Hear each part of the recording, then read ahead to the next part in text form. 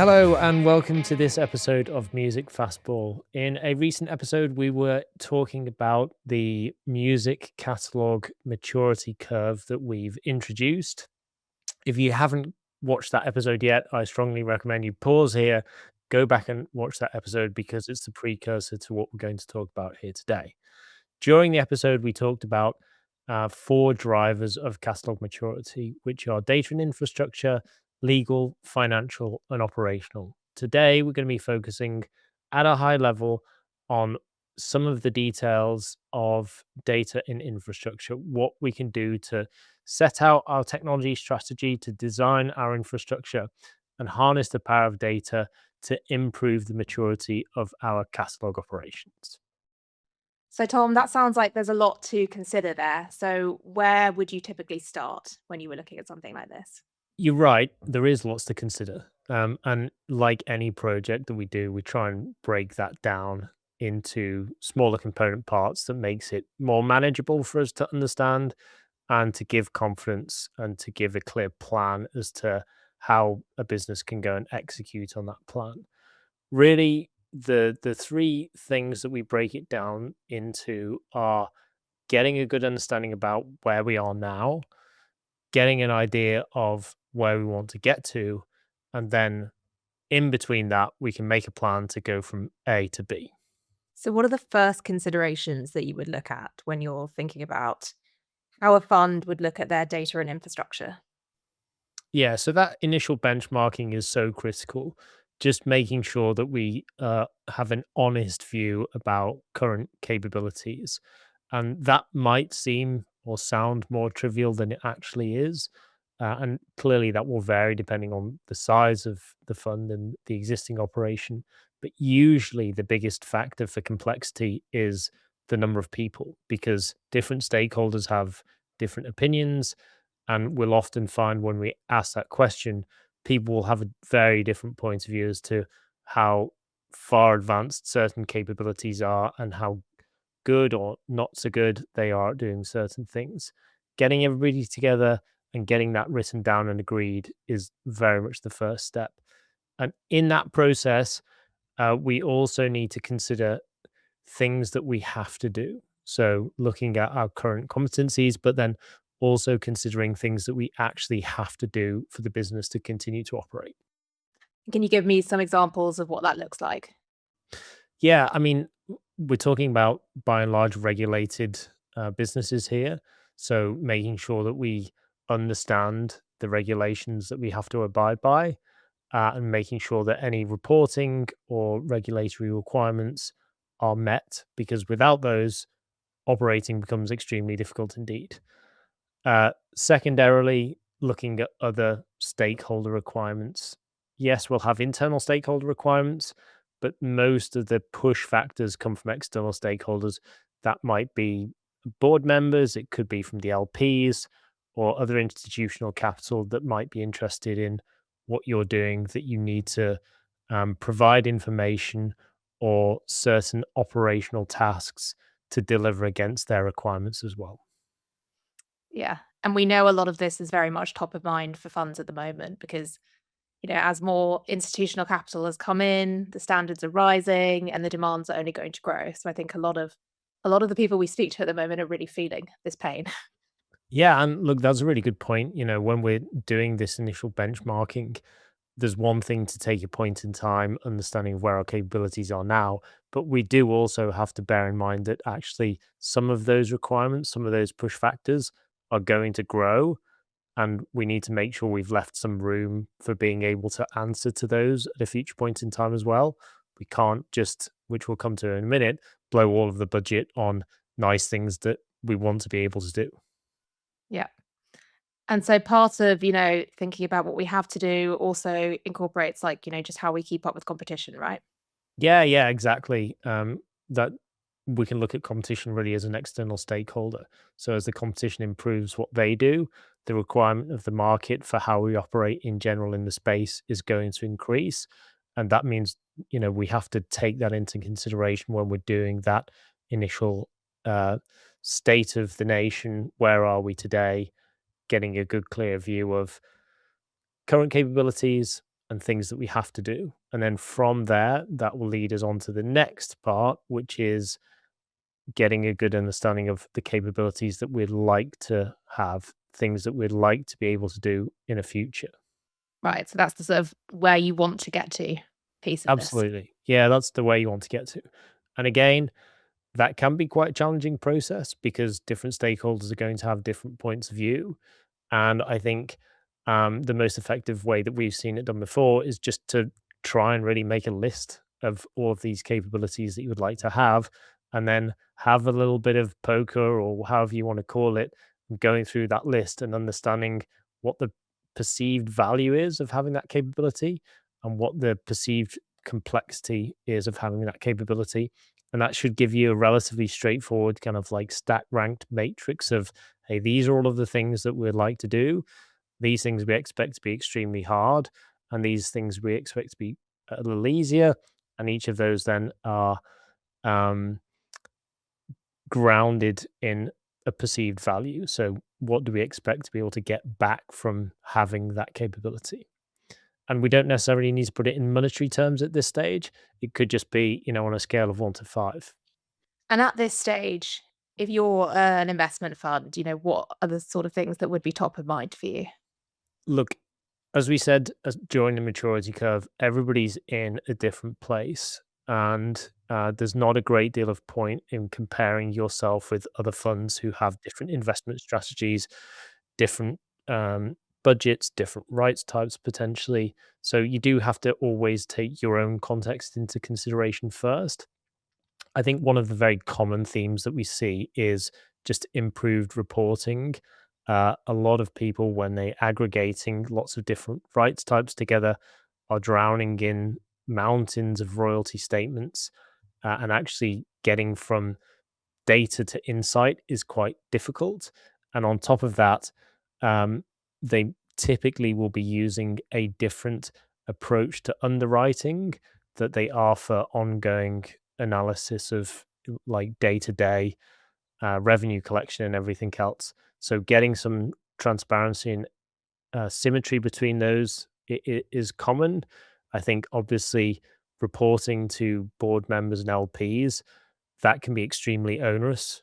People spend a lot of time reacting to a question that comes up in a board meeting that all of a sudden you've got to scramble to go and try and answer this thing, and trying to put some processes in place and indeed the systems to support them that allow you to be a bit more reactive and get more people proactively looking at the data and insight that it gives you. Yeah, it feels like a lot of people that we speak to are constantly stuck in like, catch up mode, if you like. They're doing things retroactively and they're rushing to get things done at the last minute just because there's so much complexity and so much volume. Yeah, yeah, look, there is, a lot of complexity, but there's also a lot of sophistication. People are investing into these platforms, and that really will vary depending on how far they are in their own process. I think that actually being comfortable as well that there's always going to be a reactive part. We're not going to be able to answer every single question. And as part of this process is to set out a prioritization, making sure that we're really clear on what are the priorities, because we can't do everything. And, Yeah. no business in the world has a super streamlined operation where they're never ever reactive. That's just not real. We have to Right. understand that we do live in a real world here, and we are going to have constraints. We are going to have kind of changing variables. And I think any system or process that we design has to allow for that too. Yeah, I mean, like any market, music certainly has its nuances, and we see that there's a lot of lags in reporting or things like that, which is pretty unique to this market. So it's just kind of how do you incorporate all of that?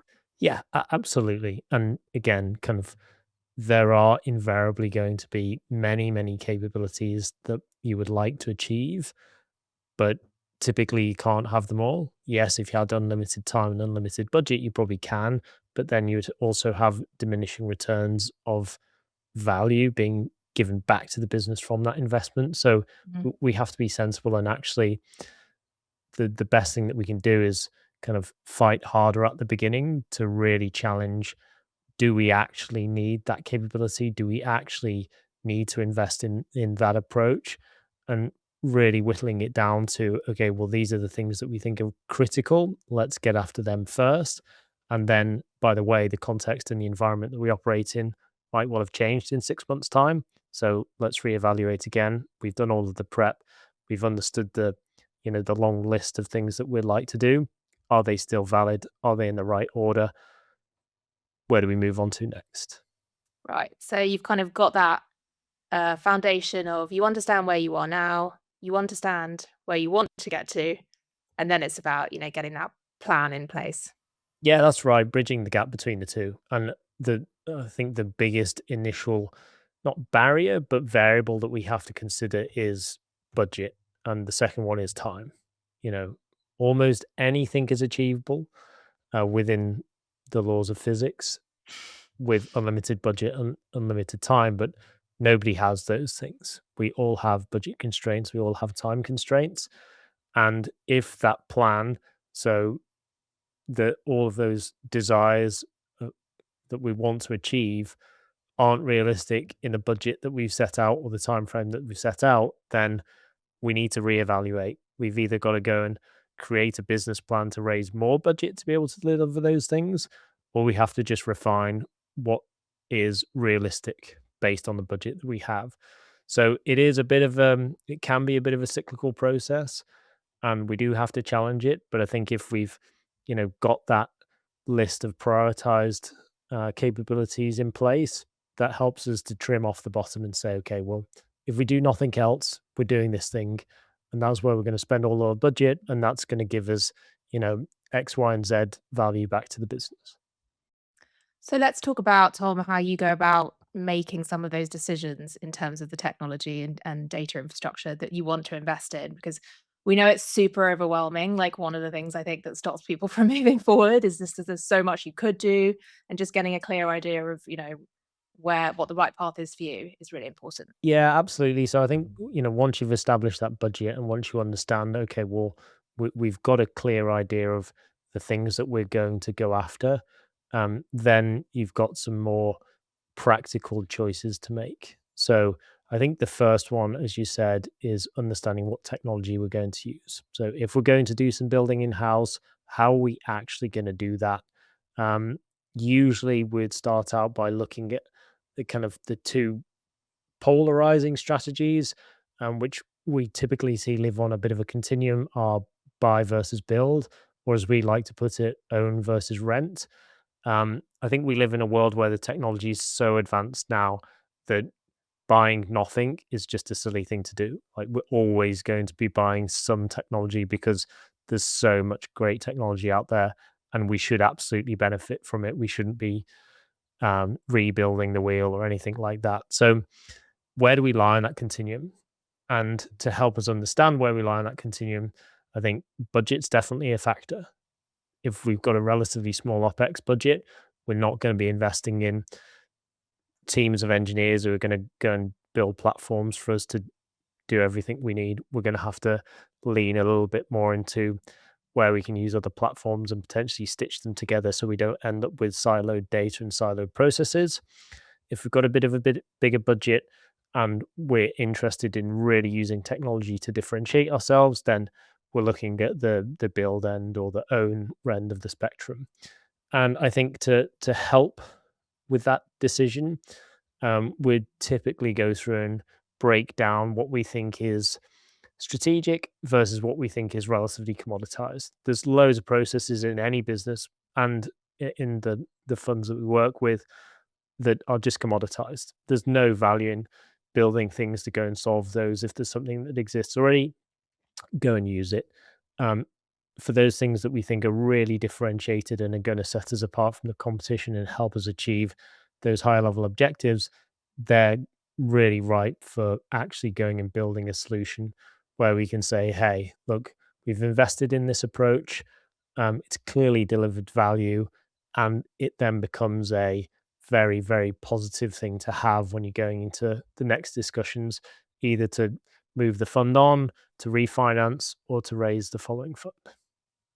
Yeah, it feels like that timeline is very important because this is a long-term asset that you're dealing with, but then equally you do have these sort of 5, 6 year cycles, right, where of investment. So it's just an interesting to kind of keep that in mind. And I think like speed to value is super important here as well.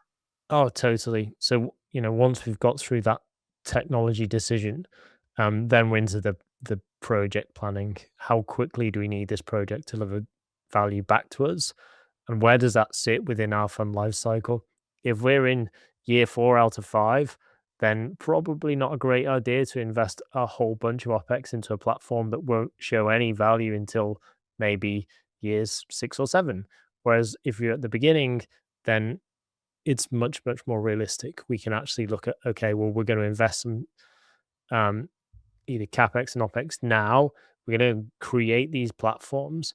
We're going to prove out that they actually allow us to scale more efficiently and set us out from the competition. And we're going to have 2 years of operation before we get to the trading the fund or refinancing. And that's a very positive approach.